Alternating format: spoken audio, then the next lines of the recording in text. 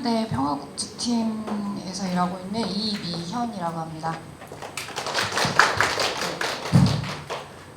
앞에서 이미 많이 백그라운드 설명해 주셔가지고 연결하기 좀 좋을 것 같은데요. 저는 SDG 17개 목표 그리고 세부 목표 169개 중에 평화 분야가 얼마나 반영되어 있는지, 그리고 평화 분야를 어떻게 볼 수 있는지 좀 평가와 그러니까 한국 정부가 국제 사회에서든 아니면 국내에서든 어떻게 이행할 수 있는지에 대해서 좀 같이 논의해보고자 좀 약간 뭐랄까요, 소스를 좀 제공해드리고자 나왔습니다. 질문들은 이런 걸 가지고 시작해봤어요. 왜 지속가능 발전사회 2030까지 해서 평화가 왜 중요한가? 그리고 평화는 어떻게 SDG에 실제 반영되었나? 그리고 한국적 관점에서 이 평화를 SDG에 어떻게 적용할 수 있을까? 그런 부분 좀 봤습니다.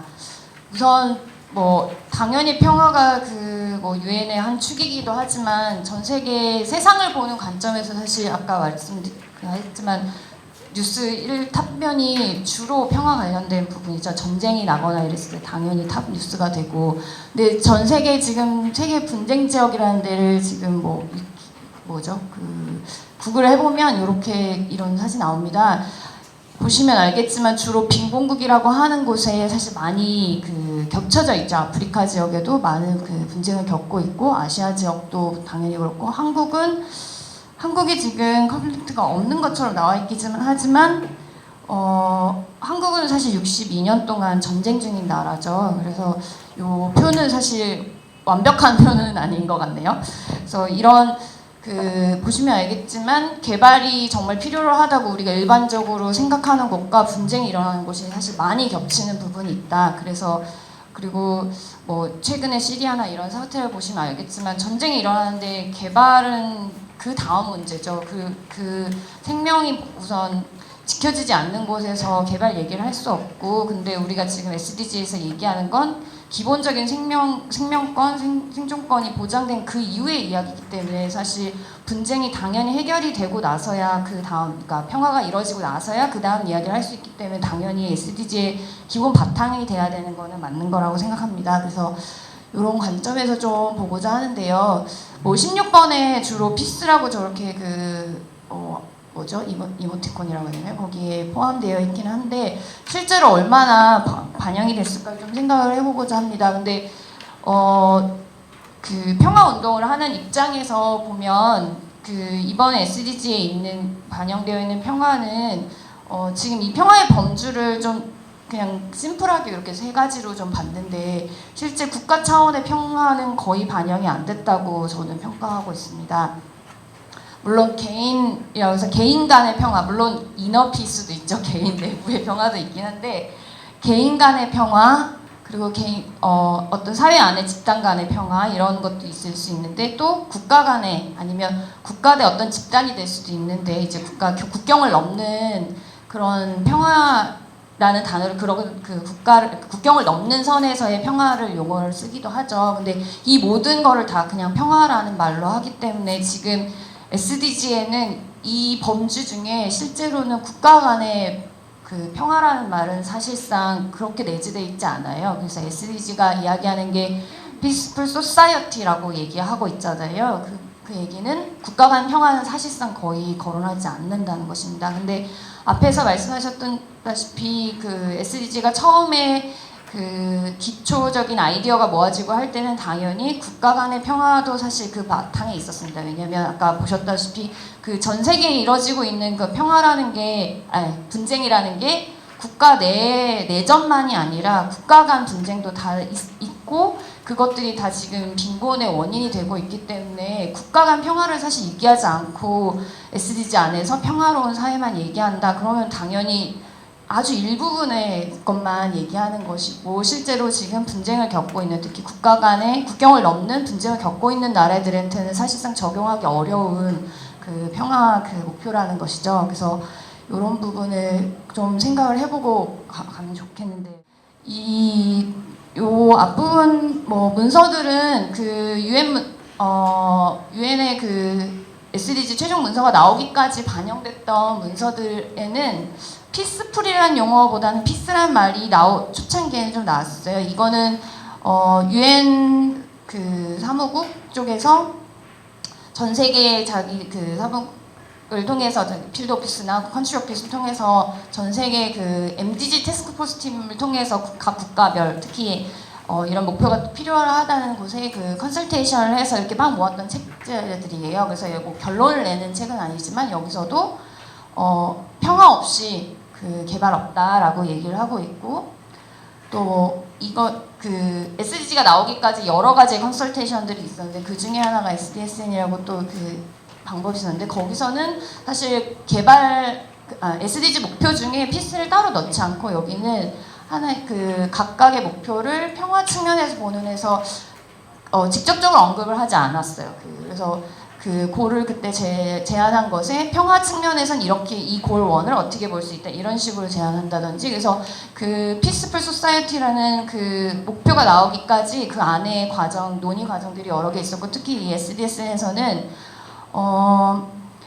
광해의 평화와 안보 이슈는 일반적으로 UN 안전보장회의사에서 다뤄지고 있으므로 이를 다룰 경우 SDG 범주를 넘는다고, 그러니까 딱 개발 이렇게만 본 거죠. 그래서 넘는다고 보고, 그래서 여기는 그냥 어떤 각 목표의 어떤 한 측면을 바라보는 툴로서 피스를 접근하고 있지 실제로 피스를 목표로 담고 있지 않아요. 그래서 이런 의견들이 사실상 결국에는 그 최종 SDG 목표의 피스가 아니라 피스풀 소사이어티로 가게 된 그 과정에 사실 이런 의견들이 반영됐다고 보시면 될 것 같습니다. 그래서 오픈 워킹 그룹 보고서도 이제 그 최종 문서에 많은 영향을 미쳤는데, 이때 이미 피스풀 소사이어티라고 이제 그 표현이 되고 있습니다. 그래서 반기문 사무총장이 작년 말에 냈던 보고서에서는 피스가, 그래서 지금 최종에서는 5원소로 피스가 들어있긴 한데 사실 거기에서는 저스티스라는 용어로 16번에 그 해당되는 용어가 저스티스라는 그 안에 포함되게 되어 있어요. 물론 평화와 개발과 인권 그 유엔의 주요 3요소를 사실 그 관계가 서로 있다라는 걸 강조하면서도 본문에서는 실제로는 그때는 저스티스라는 용어로 그걸 반영한다. 그러니까 사실상 국내에서의 평화 부분만 다루는 걸로 사실 이미 언급을 하고 있습니다.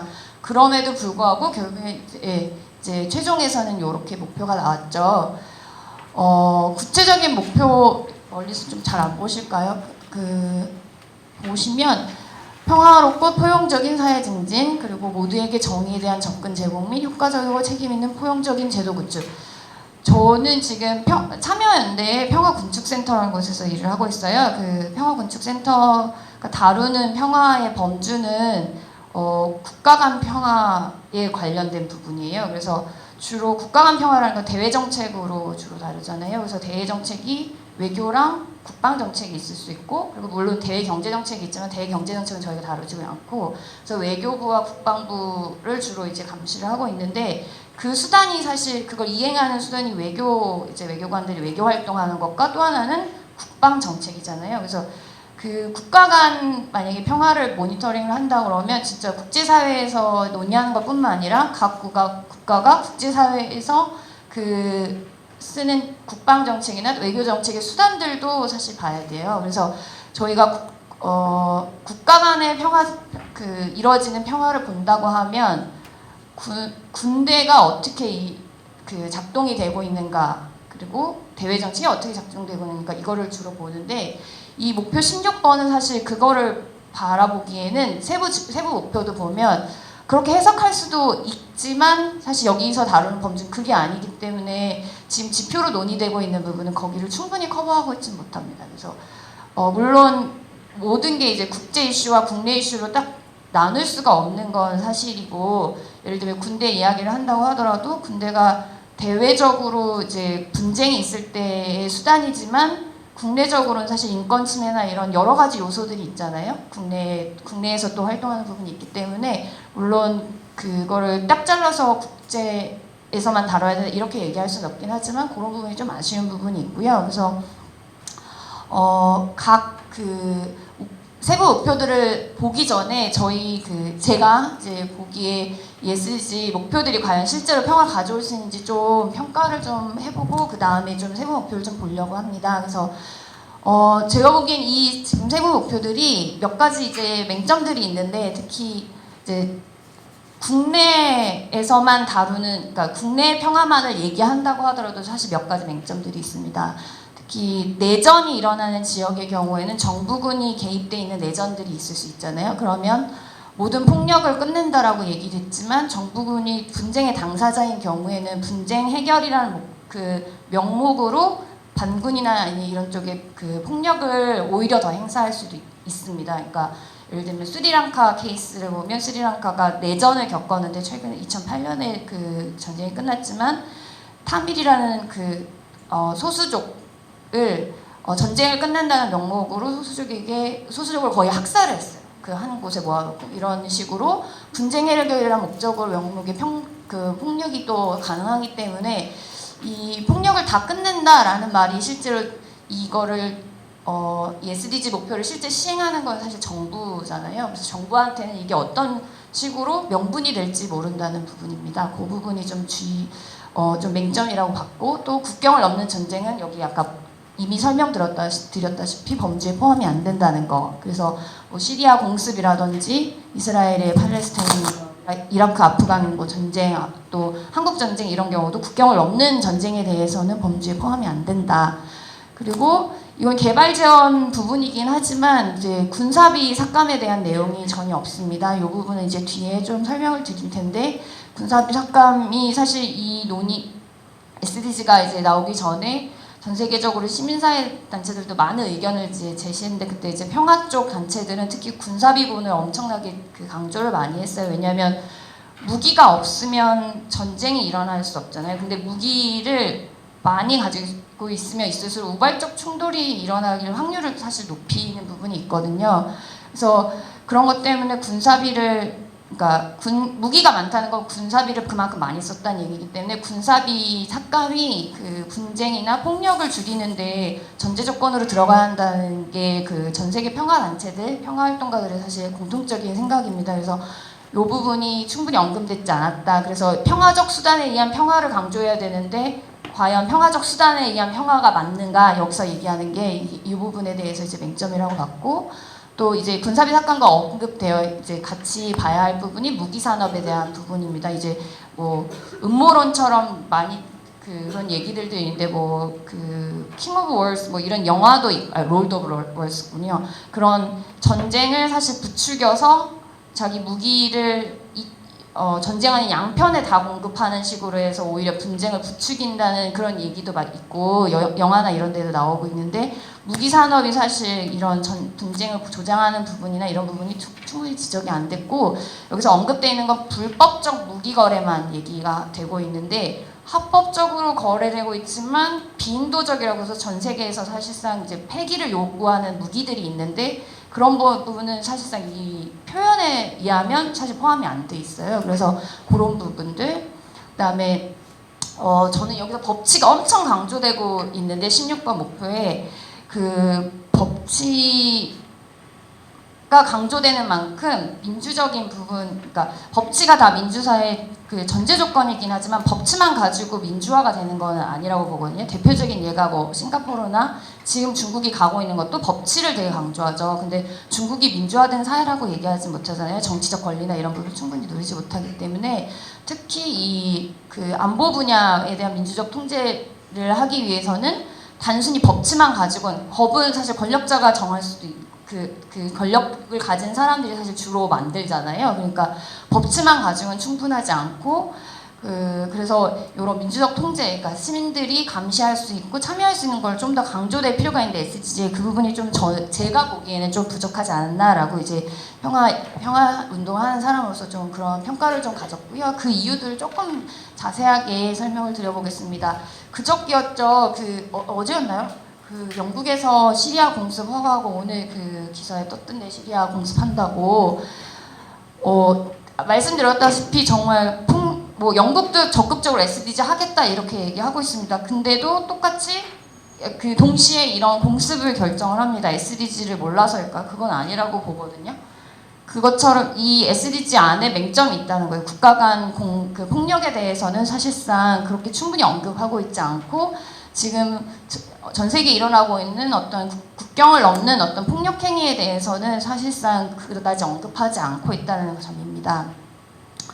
그리고 군사비 아까 말씀드렸다시피 그 지금 오버함 그러니까 무기가 너무 많다는 거죠. 그런데 그리고 평화는 별로 평화를 위한 돈은 별로 쓰여지지 않고 근데 군사비가 정말 이 평화에 어떤 영향을 미치는지 좀 보고 싶어요. 이게 좀 옛날 자료여가지고 조금 몇 년 전 자료여서 수치나 이런 부분이 지금하고 다른데요. 2011년도 기준입니다. 매년 4월 둘째 주, 셋째 주 이쯤 되면 그 스톡홀름 평화연구소라는 곳이 있어요. 시플이라고. 거기서 매년 전 세계가 얼만큼의 군사비를 썼는지 매년 전 세계 국가들이 얼마나 많은 무기를 사들이고 팔랐는지를 이제 통계를 내는 되게 좀 평화 이 운동하는 쪽에서는 되게 권위 있는 연구소인데 거기서 매년 이제 4월에 그 자료를 발표합니다. 거기 자료를 인용해서 보면 전 세계 군사비가 이 정도로 많이 쓰여요. 특히 아시아 지역에 되게 많은, 그러니까 물론 이제 미국이 그 단일 국가로서는 최고 많이 쓰긴 하지만 지역으로 보면 제일 많은 그 군사비가 결집되는 것은 사실상 아시아입니다. 그만큼 아시아에도 그 분쟁도 많이 일어나고 있고, 근데 요 자료는 또 조금 옛날 자료긴 한데. MDG가 처음 나왔을 때 MDG도 이제 개발 지원 문제가 엄청 큰 이슈였잖아요. 근데 이때 그 MDG 초창기 이제 이거 MDG를 실행하기 위해서는 그 달성하기 위해서 이 정도의 돈이 든다라고 나왔던 자료들 초창기 자료들 그걸 따져보면 전 세계 쓰고 있는 군사비의 20% 정도밖에 안 된다는 겁니다. 그러니까 지금 뭐 몇 조 억 달러 막 이러니까 이제 감이 안 오긴 하는데 MDG와 비교한다고 MDG도 정말 많은 돈이 든다고 하지만 군사비가 어느 정도 많이 쓰이는지 상상이 되시죠? 지금 이 수치가 지금은 더 늘었겠지만 아무튼 이런 그 상황이고 물론 SDG가 개발도상국이나 빈곤국뿐만 아니라 전 세계 모든 국가가 달성해야 되니까 아마 개발 지원은 훨씬 더 많이 필요할 거라고 생각해요. 아직 추산을 해보진 그런 자료가 나오진 않았지만 훨씬 많이 들겠지만 제 생각에는 여전히 군사비가 정말 많이 쓰이고 있기 때문에 여전히 그 군사비를 삭감할 여력이 근데 정말 없을까? 이렇게 생각을 해보면 개발 재원이 부족하다고 말할 수 있나? 우리 전 세계에 이렇게 좀 다시 질문을 던져보고 싶어요. 어제 새벽이었죠. 그 한국도 그 예산이 통과가 됐습니다. 그 내년 2016년 1년 군사비가 얼마 되는지 대충 아시는 분 계시나요? 한 39조 정도 지금 그 최종 결정이 났거든요. 보통 한 40조 내외로 저희가 1년에 군사비를 쓰는데 복지비는 그럼 얼마나 쓸까요? 복지비 교육, 뭐 보건 이런 그 사회복지 서비스 하는데 총 작년에 처음으로 100조를 넘었다고 얘기를 하거든요. 근데 그 100조 안에 소위 말하는 기금류, 그 저희 연금 내잖아요. 그 연금 기금으로 잡혀 있는 돈을 빼면 실제로 사용되는 복지 서비스를 위해서 지출되는 복지비는 44조, 45조 이 정도밖에 안 돼요. 그러니까 실제로 국방비가 엄청나게 많이 들어간다는 걸 이제 실감을 하시면 돼요. 사실 연금은 바로 나한테 돌아오는 게 아니고 쌓이는 기금으로 쌓여 있는 거니까 실제 복지 서비스를 위해선 국방비보다 약간 더 많은 돈을 쓰고 있는 거예요. 지금 보시면 전 세계에서 우리나라가 무기 수입 이것도 조금 이제 2011년도에 만든 자료여가지고 2011년도에 그걸 통계를 가지고 만든 거여서 약간 지금 순위차가 있긴 한데요. 한국이 전 세계에서 무기 수입 2위예요. 1위가 지금 인도였고 그 다음에 지금 요 순위가 조금 낮아져서 3, 4위까지 내려오고 오르락 내리락 하고 있긴 한데 항상 10위권 이내입니다. 전 세계에서. 그리고 국방비도 전 세계 지금 국방비는 얼마 들었는지 제가 기억하면 작년에 9위인가 했어요. 그래서 10위권 안으로 들어왔어요. 이때 12위였는데 10위권 안으로 들어왔고 근데 교육비는 지금 이거 OECD 국가들 중심으로 지금 들어있는데요. 교육비는 OECD 국가 중에 23위 그 다음에 사회복지비는 34개 중에 33위 이랬습니다. 그러니까 우리나라가 군사비 물론 이제 분단이란 상황이 있으니까 그럴 수밖에 없는 거 아니냐라고 얘기하지만 과연 군사비 분단이란 상황을 감안하고서라도 이게 그 많은 게 아닌가라는 게 저희 이제 평화 단체들은 주로 그렇게 이제 평가를 하는데요. 물론 그 이유들을 이제 다 설명을 해드릴 수는 없지만 그런 부분이 있고 또 아까 그 불법적인 무기거래 이렇게 얘기하잖아요. 근데 그 불법적인 무기거래라고 얘기하면 이게 거래가 뭐 그 테러리스트 집단들이 돈을 세탁해서 만든 이런 것만 얘기를 하는데 실제 전 세계에서 사실상 이런 그 무기 특히 소형 무기라고 하는 실제 분쟁으로 죽는 경우는 이런 그 뭐 공습을 통해서 전폭기나 이런 것들을 투여해서 막 죽이는 그런 것보다는 사실 대부분은 이제 냉전 이후에는 소규모 내전과 그 국경에서의 그냥 조그만 이제 이런 것들이 사실 더 많아졌거든요. 근데 그걸 가능하게 하는 건 이런 소규모 무기들이거든요. 그 소형 무기들. 근데 이 소형 무기를 사실상 제공하는 대부분의 국가들은 안전보장이사의 5개 상임이사국과 독일을 포함해서 6개국이 대부분을 차지하고 있어요. 그래서 여기 그 불법적인 무기 거래를 그 내부의 16번 안에 포함하고 있지만 그게 얼마나 이거를 커버하고 있는지 그렇지 않다고 좀 보는 거죠. 그래서 이런 맹점들이 사실상 이미 있고 그래서 이 16번을 평화 관점에서 살펴보면 사실 맹점이 너무 많기 때문에 사실 불충분한 부분이 많고 물론 이제 안전보장이사회에서 주로 다루는 이슈들이 이 관련된 이슈들이다 보니까 여기서 충분히 SDG에서 다 담지 못했을 거라고 생각하지만 그런 맹점들이 있기 때문에 충분하지 않다 이런 얘기를 말씀드리고 싶습니다. 그래서 이제 조금 구체적으로 각 그 지표나 이런 것들 좀 볼게요. 제가 이 두 자료를 좀 참조해서 했는데 지금 인디케이터 논의 중에 그러니까 유엔에서 논의되고 있는 것에 이 두 개가 다 포함이 돼 있다고 생각을 해서 요 두 개만 우선 했는데 약간 몇 개는 더 그 유엔에서 지금 검토하고 있는 인디케이터에 빠진 게 좀 있더라고요. 그래서 그 부분은 제가 보다가 좀 말씀을 드릴게요. 그래서 구체적인 목표를 보면서 우리나라가 어떻게 이거를 지표로 삼았으면 좋겠다. 그리고 이거를 국가 간 특히 한국이 개입되어 있는 국가 간의 어떤 분쟁이라고 하면 주로 이제 남북 관계 가지고 될 텐데 여기서도 어떻게 적용을 해야 될까 이런 거를 좀 고민을 해보고자 합니다. 그래서 16번 첫 번째가 모든 형태의 폭력 및 관련 사망률을 상당히 감축시키자입니다. 실제 그 지표로 제한된 것들이 10만 명당 인구 10만 명당 폭력에 의한 부정 폭력이 되게 애매모호한 개념이겠는데 거기에 이제 어떤 국가 간 분쟁에 의해서 그 무장 갈등에 의해서 다치거나 죽는 사람의 수까지 다 포함이 돼 있긴 한데 저렇게 되게 포괄적이에요. 그래서 그냥 국내 뭐 강도 이런 폭력 행위와 그다음에 국가 간의 정말 분쟁인 상황에서 발생하는 이게 구분이 사실상 별로 없고 이렇게 되어 있습니다. 그래서 세이프월드라고 이제 요거를 좀 약간 시민사회 관점에서 지금 이제 인디케이터들을 좀 제안하고 있는 그쪽에서는 그거를 좀 더 자세하게 넣었어요. 그래서 무장 갈등으로 인한 사망자 총계를 넣기는 했지만 여전히 그래도 좀 아쉬운 부분이 있고요. 뭐 이렇게 거주 지역에서 밤에 혼자 걷는 것이 편하다 느끼는 이거는 그냥 범죄율에 대한 거잖아요. 그러니까 사회 안에 범죄 이쪽으로만 폭력을 주로 포커스를 맞춰져 있습니다. 그래서 근데 한국적 관점에서 보면 어떨까? 제가 몇 개 이제 공권력 남용 사례 같은 것도 볼 수 있을 것 같아요. 뭐 지금 이제 2015년인데 아직도 공권력에 의해서 사망하는 사례가 있죠. 지금 백남기 어르신도 경찰 폭력 진압에 의해서 거의 지금 뭐 사망하시진 않았지만 이렇게 생명이 위독한 상황 그리고 몇 년 전 2005년 뭐 이런 때만 해도 FTA 집회에서 공권력에 의해서 사망한 분이 있었고 또 군부대 안에서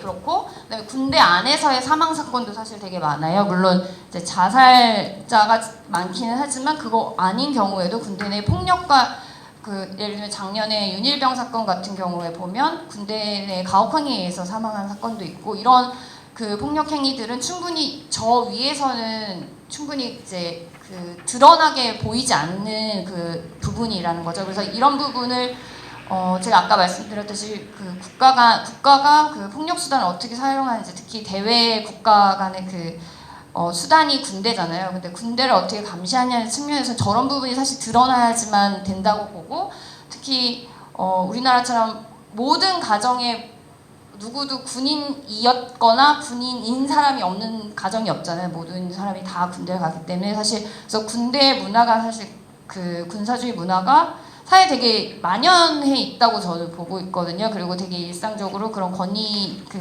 위계 체계를 거스르지 않으려는 문화가 되게 많이 되어 있기 때문에 군대에서 이뤄지는 가혹행위나 인권 침해 사례들에 대해서 얘기를 하지 않으면 사실 궁극적으로 2030년까지의 폭력을 다 없애겠다. 그런 군대에서의 그런 만연해 있는 폭력 행위 같은 것들을 사회에 다시 그걸 반복하지 않게 하는 것도 중요하기 때문에 사실 군대 내 부분을 따로 더 다 봐야 한다고 좀 봤습니다. 그리고 여기는 지금 뭐 양심적 병역거부는 폭력을 감축하는 거랑은 상관이 없지만 어떤 부분에서 다르냐면 양심적 병역거부라고 해서 이제 종교는 아니면 자기 신념에 의해서 총을 들지 않는 폭력 행위를 하지 않겠다고 선언하는 사람들이거든요. 예. 5분밖에 안 남았다. 그래서 큰일 났네. 그래서 이런 분들의 폭력 행위를 안 하겠다고 하는 사람들에 대해서도 폭력을 감축하겠다고 한다면 그 폭력 행위를 스스로 하지 않겠다고 그래서 군대는 사실상 전쟁을 통해서 적을 죽이는 게 사실 그 주요 목적이잖아요. 그래서 이런 걸 봤을 때 양심적 병역 거부 인정이나 이런 대체복무제, 그러니까 폭력 행위를 하지 않겠다는 사람을 어떻게 인정해 줄 것인가에 대한 부분도 좀 포함이 돼야 된다고 봤고요. 또 하나는 남북 간 무장 충돌. 사실 우리 헌법상에서는 남북 간 무장 충돌은 국가 간 분쟁 행위가 아닙니다. 사실 왜냐면 헌법상에 한반도 전체가 영토로 되어 있고 그래서 남북 간 무장 충돌에 의한 그 사망자가 우리는 전쟁을 잘 느끼지 못하지만 사실 계속 있어 왔어요. 뭐 지금 연평해전 뭐 몇십 년 뭐 이렇게 얘기하고 있는데 그거 말고 그런 교전이나 이런 거 말고도 좀 뭐 지뢰 사건 뭐 이런 것도 있었고 계속 그런 그냥 NLL이나 이런 쪽에서 계속 교전 행위가 있기 때문에 그거에 의한 사망률도 계속 있고 궁극적으로는 이 군대와 그 분단 상황이 만들어내는 그 폭력 행위들이 워낙 많기 때문에 사실 우리나라 치면 그러면 62년 또는 70년 이상 된 분단을 어떻게 끝낼 것인가 폭력을 궁극적으로 없애기 위해서 이 얘기까지 돼야 되는 부분이 있습니다. 갈 길이 먼데 큰일 났네. 그리고 또 두 번째 아동에 대한 학대 이 부분이 지금 위에 지금 국제사회에서 제시한 것들 보면 뭐 제 SDSN에 된 거는 구분이 안 되어 있어서 여기에 그 아동 조약 생각을 하고 여기 넣었는데요. 세이퍼는 18세 이전에 성폭력을 경험한 적이 있는 18세, 24세 성인 비율이라고 얘기하고 있는데 이거 우리나라에 별로 아마 많이 포함이 안 될 거예요. 그러면 우리나라가 아동에 대한 학대한 부분에 대해서 구체적으로 사회복지 쪽에서만 하는 거 말고 그러면 평화 관점에서 뭐가 있을 수 있냐. 아동 군사훈련 우리나라 사실 되게 많이 하고 있거든요. 그리고 최근에 그 나라사랑 교육이라는 걸 막 강조하고 이러면서 또 뭐 그 살 빼기 또는 아니면 어린이들을 철들게 한다는 목적으로 그 되게 많이들 보내요 부모님들이. 그리고 군사주의 문화가 워낙 진짜 사나이부터 해서 몇 주 전에 슈퍼맨에서도 나왔었죠. 슈퍼맨이 돌아왔다. 거기서도 그 유아 3, 4세밖에 안 된 아이한테 그런 군사주의 문화에 어떻게 복종하는지를 계속 가르쳐주고 울고 이런 거를 이제 TV에 나올 정도로. 근데 아동 군사훈련은 실제 아동 그 권리 그 협약 뭐 그 유엔에서 정한 그 거기 그 아동 권리에 의하면 사실상 아동 그 학대에 해당하는 행위들이거든요. 그래서 이런 부분이 지금 우리나라에서 좀 적용이 될 만하고요. 또 법치 부분이라서 사실 우리가 충분히 평화 관점에서보다는 뭐 시민감시 다른 쪽에서 더 민주주의 뭐 이런 쪽에서 더 볼 수 있을 텐데 제가 보기에는 군사법원 문제가 이 부분에 들어갈 수 있을 것 같아요. 지금 지금 한참 사실 작년에 윤일병 사건 이후에 이 부분이 되게 많이 큰 이슈가 되고 있는데 군사법원 안에서 그러니까 우리나라 군사법원이 70개가 넘게가 있거든요. 근데 특수법원으로 이제 설치할 수 있기 때문에 가능하긴 하지만 이 안에 그 진짜 판사들 이런 법조인이 판결을 하거나 아니면 그런 게 아니고 물론 군 법무관이 있긴 하지만 군인이 그 군 판사의 기능을 같이 하고 있기도 해요. 그래서 이렇게 뭐 판결이 났을 때 이거를 그 위에 상관이 그 형량을 막 감소해 줄 수도 있고 막 이런 식으로 재판에 개입하거나 이런 게 있습니다. 그래서 모두에게 정의된 평등한 접근 보장 이런 얘기를 하면서 군사법원에서 실제로 그렇지 않다라는 거 좀 얘기를 해볼 수 있을 것 같고요. 난민 부분은 제가 난민 지위 신청자 대비 획득된 사람 비율 우리나라 모두에게 정의된 평등한 접근이 보장돼야 한다면 사실 최근에 국정원이 그 테러 방지법 얘기하면서 엄청 가장해가지고 얘기했는데 국내 시리아 난민이 지난 꽤 오랜 동안 그 시리아의 상황이 안 좋은 이후로 난민으로 768명이 들어와 있는데 이제 지금까지 지위 인정받은 사람 3명밖에 안 돼요. 근데 모두에게 정의된 평등한 접근 보장이 됐느냐, 국내에 들어와 있는 난민에 대해서는 돼 있느냐 이런 부분 얘기할 수 있겠죠. 제가 지금 평화 부분하고 제가 아는 한에서 16번에서 되는 걸 다 얘기하고 있긴 한데 그런 부분이 있고요. 그다음에 불법 자금 또 불법 무기 유출입에 대해서 상당히 감소하자고 했는데 불법이 아니지만 문제 있는 것들이 꽤 있다라는 거예요. 우리나라는 지금 헌법상으로 군대는 방위의 역할을 하게 돼 있어요. 국토 방위의 역할을. 그러면 우리나라의 무기 체계나 군사 전략도 방위에 포커스를 맞춰줘야겠죠. 그런데 최근 몇 년 동안에는 공격적인 무기라는 것, 물론 무기가 공격과 방위를 다 나눌 수 없지만 특히 공격성에 포커스 맞춘 무기들이 사실상 있거든요. 근데 공격적 무기 도입이 계속 이제 많이 도입이 되고 있어요. 지금 문제가 되고 있는 F-35 같은 경우도 스텔스 기능이 있잖아요. 몰래 침투하는 거. 그러니까 만약에 방위를 목적으로 한다면 스텔스 기능은 필수 기능이 아니잖아요. 그래서 이 공격적 무기 또는 공격적 군사 전략 같은 게 다 이제 관련이 있다고 보는 거고요. 그리고 아까 이미 앞에 한번 언급을 드리긴 했지만 불법적이지 않지만 국제사회에서 이게 좋지 않은 무기다. 특히 이제 전쟁 범죄 이런 거 얘기를 하면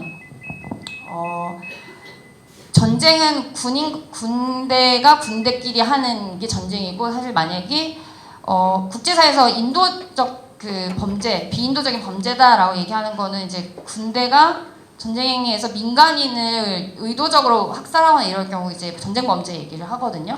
근데 그런 경우 이제 비인도적이다 표현을 하고 이 무기에서도 그러니까 군인과 군인 간의 전투 행위가 아니고 민간인의 피해가 너무 큰 무기들을 비인도적인 무기라고 얘기를 하고 이걸 국제사회가 막고 있어요. 대표적인 게 핵무기 이런 거 있죠. 생화학 무기들 이런 게 있고 근데 거기까지 안 가지만 확산탄 대인지뢰 이것도 지금 국제사회에서 비인도적인 무기라고 규정하고 있지만 한국은 그 조약에 가입돼 있지도 않고 대표적인 생산 국가이기도 해요. 그래서 수출도 하고 그래서 특히 확산탄 같은 경우에는 처음 들어보신 분들도 있겠지만 이제 큰 포탄을 전폭기가 가서 떨어뜨리면 폭탄이 터지면서 그 안에 조그만 자탄이라고 하는 조그만 탄이 다시 터집니다. 그래서 폭탄을 하나를 떨어뜨리면 운동장 하나만큼이 동시에 터지는 거예요. 이렇게 2번 터지게 되면서. 근데 이 안에 큰 폭탄 안에 자탄이 몇천 개가 들어있는데 이게 불발률이 1% 이렇거든요. 근데 이런 이제 전투에 한번 전폭기가 나가면 이걸 하나만 떨어뜨리니까 수백 개를 떨어뜨리겠죠. 그럼 한 번에 떨어지는 자탄이 수십만 개인데 그 중에 1%가 불발률이라고 하면 남아있는 개수가 상상했던 것보다 훨씬 많아지거든요. 그래서 전쟁 이후에도 이 남아있는 불발탄들이 실제로 민간인들이 갔을 때 이제 지뢰 효과를 내서 터지는 경우가 많아요. 그래서 지금 개발협력 쪽에 많이 계시다 보면 라오스나 캄보디아에서 장애인 지원 활동하시는데 많을 텐데 거기에 그렇게 장애인이 많은 이유가 이 확산탄이 베트남 전쟁 전후로 해서 되게 많이 사용됐고 그 남은 자탄들로 인해서 지뢰 효과 때문에 많이들 손 발이 잘리거나 이런 분들이 많아요. 그래서 그런 확산탄인데 한국이 대표적인 생산 국가입니다.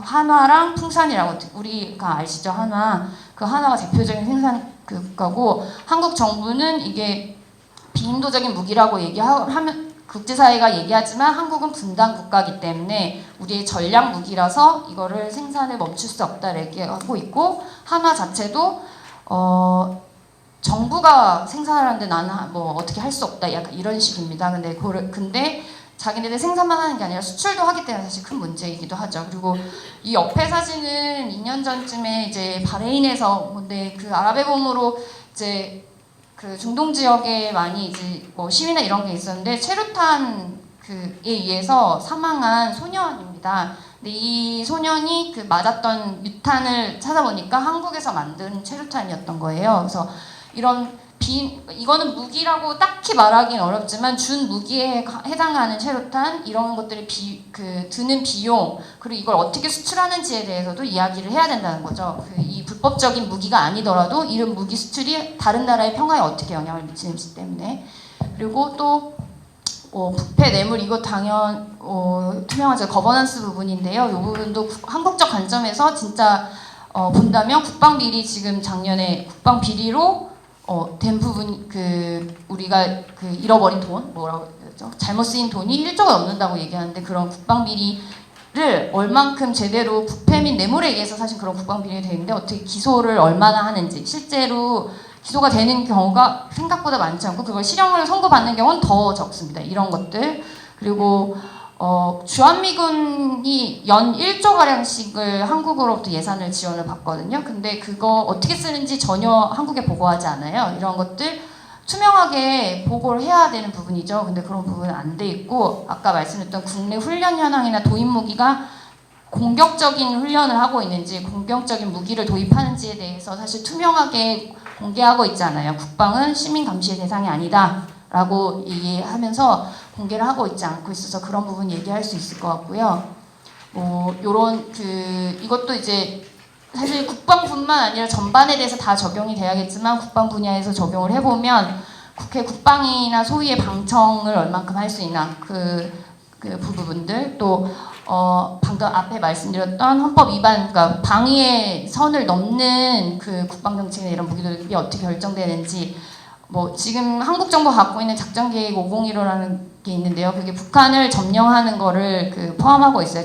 군사 작전에. 근데 방위의 선을 넘어가는 거죠. 그러면 사실 국제법상으로도 침략에 해당되거든요. 지금 유엔에 동시 가입돼 있기 때문에 우리 헌법에는 우리 땅이라고 얘기했지만 사실상 국제사회는 그렇게 보지 않고 우리가 침략한 거로 볼 수밖에 없는데, 이거를 지금 군사 작전으로 삼고 있어요. 이런 부분이 문제가 될 수 있고, 아까 말한 스텔스기, 뭐 공격 헬기 이런 도입 사업들, 그런 부분들 얘기할 수 있을 것 같아요.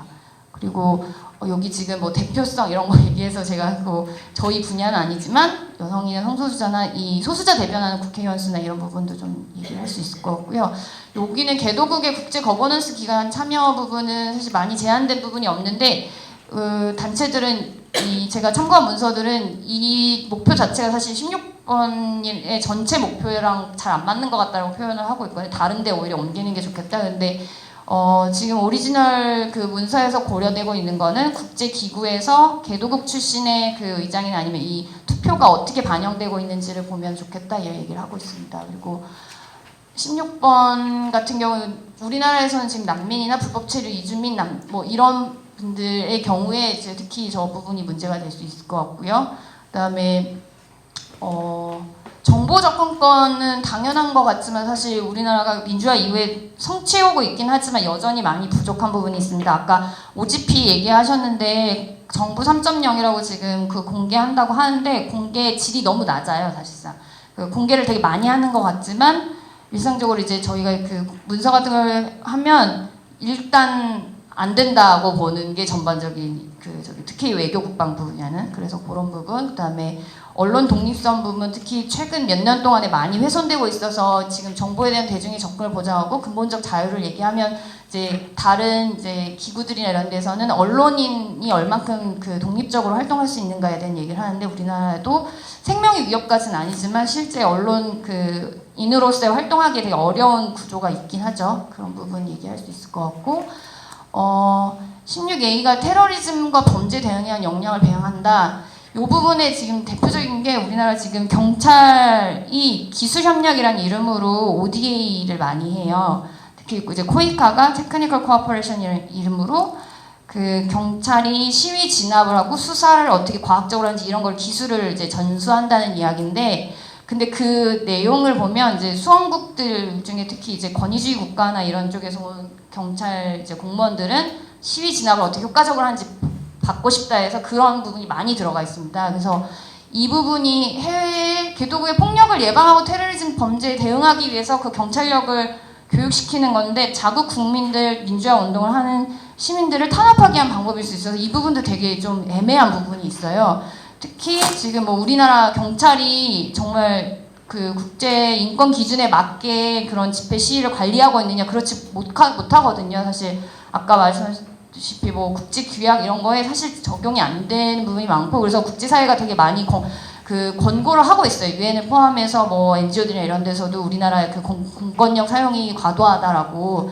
근데 이런 부분이 문제가 있고, 특히 아까 뭐 체류탄도 있고 물대포라든지 이런 집회 시위에 관련된 물품을 이걸 교육을 하고 수출은 수출대로 또 합니다. 그래서 이런 부분이 연계가 되어 있는데 이게 과연 진짜로 16A에 맞는 활동인지 오히려 반대가 될 수도 있는 것이어서 그 부분이 있고요. 그리고 지금 소말리아 지역 테러리즘에 대응하기 위해서 해적 대응을 목적으로 지금 파병되어 있는 청해부대 해적 2012년 이후로 사실 거의 급감했어요. 근데도 아직도 지금 한국 군은 돌아오지 않고 있고, 그리고 사실 실제로 미국 그 주도하에 그 다국적 연합해군이라고 해서 이제 중국과의 해상 약간 경쟁이랄까요? 이런 목적이 사실 지금은 더 부각되고 있어서 이런 부분은 이거를 핑계로 사실 이런 활동을 할 수 있는데 이걸 감시하지 않으면 사실 다른 목적으로 활용될 수 있는 부분이 있다라는 거. 그다음에 16B도 애매모호긴 한데 비차별적 이거는 뭐 저희 분야는 아니지만 포괄적 차별금지법 제정이 사실 국내에 안 되고 있죠. 근데 이 부분은 최근에 유엔에서도 그 권고가 나왔고 아마 좀 이따 자세히 설명을 해주실 거라서 이런 부분들이 있을 것 같습니다. 그래서 목표 16A를 국내 활용하자고 한다면 지금 16A가 그 진짜 평화 소위 말해 좀 작은 의미에서 평화 그 정말 국방 외교 이 분야에서 평화적 수단으로 할 수 있는지 이 부분에 대한 평화 외에도 민주주의 법치 관련된 거, 인권 이런 부분 여러 가지가 사실 혼합돼 있어요. 그래서 이 지표들을 그리핑해서 따로 재현을 하지 않으면 사실 되게 뭐라고 해야 되지? 서로 너무 산발적으로 있어서 강조하기가 좀 애매한 부분이 있고요. 그걸 그룹핑해서 재현할 때 사실 몇 가지 고려해야 될 게 남북관계가 결국 폭력을 궁극적으로 이뤄내는 한 요소가 되기 때문에 특히 한국 그 한반도 상황에서는 남북관계를 좀 지표를 반영하도록 해야 된다. 그리고 동북아 상황 이게 지금 리저널 인디케이터가 얼만큼 나올지는 모르겠지만 동북아 지역 그 지금 영토 갈등이나 이런 것들이 있기 때문에 이게 사실 우리나라에도 사실 직접적으로 영향을 미치죠. 사실 뭐 만약에 미중 간의 갈등이나 이런 게 있을 때 한국이 거기에 개입 안 될 수가 없는 상황이 있고 이런 부분이 있기 때문에 그런 지역적 이행 모니터링도 이 부분 고려할 부분이 있다. 그리고 아까 초반에 말씀드렸지만 법치만 강조할 게 아니라 시민 참여랑 투명성 이거를 지표를 좀 강화할 필요가 있다. 그리고 16번 목표 자체가 워낙 너무 많은 것들이 한꺼번에 다 포함이 되어 있기 때문에 16번 목표를 아예 따로 이 보고서를 따로 내도 될 정도로 내용이 되게 많이 있어요. 그래서 그런 것도 고려해 볼 수 있겠다. 그리고 그 뒤에는 인권 권고안에 실제 이거 법치, 민주주의, 인권 이런 게 다 포함되어 있기 때문에 16번에 국제사회 인권 권고안 같은 것들과 또 연계해서 그 운동을 할 수 있지 않을까 생각해서 이런 최근에 자유권 시민 때 받았던 거 여기 넣었는데요. 이 부분 그런 거를 좀 같이 운동할 수 있지 않을까 생각해서 이런 걸 넣어봤습니다. 네, 이상입니다.